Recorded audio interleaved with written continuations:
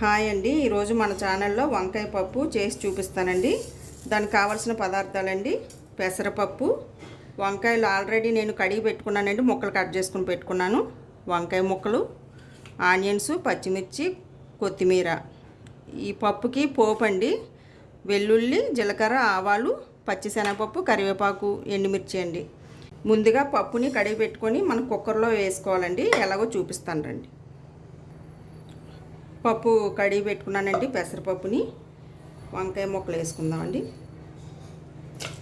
అలాగే కొద్దిగా ఆనియన్స్ వేసుకుందాం, పచ్చిమిర్చి, కాస్త కరివేపాకు, 2 వెల్లుల్లి రెబ్బలు,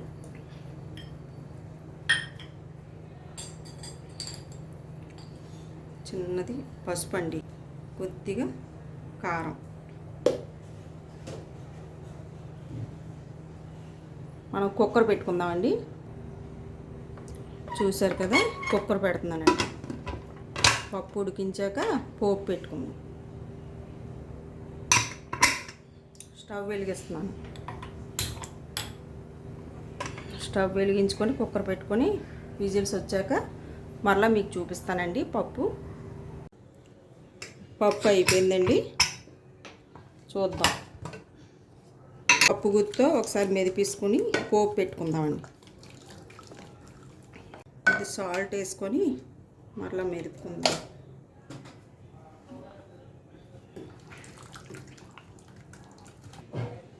పోపు పెట్టుకుందామండి. పప్పు అయిపోయింది అంటే ఆయిల్ వేసుకున్నాను. ఆయిల్ హీట్ ఎక్కిందండి. పోపులు వేసుకుందాం.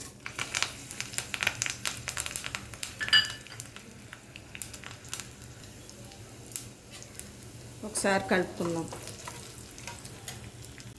ఆనియన్స్ వేసుకోవాలి.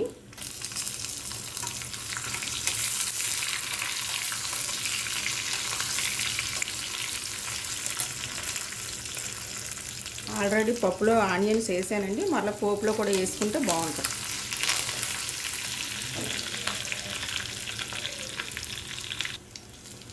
పోపు అంతా వేగుతుంది. కొద్దిగా సాల్ట్ వేసుకుందాం. పప్పులో కొద్ది సాల్ట్ వేసుకున్నాను, మరలా పోపులో కూడా కొద్దిగా వేసుకోవాలండి.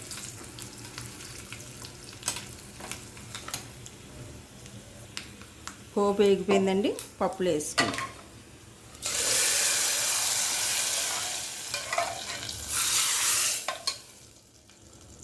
పప్పు అయిపోయింది. స్టవ్ కట్టేస్తున్నానండి.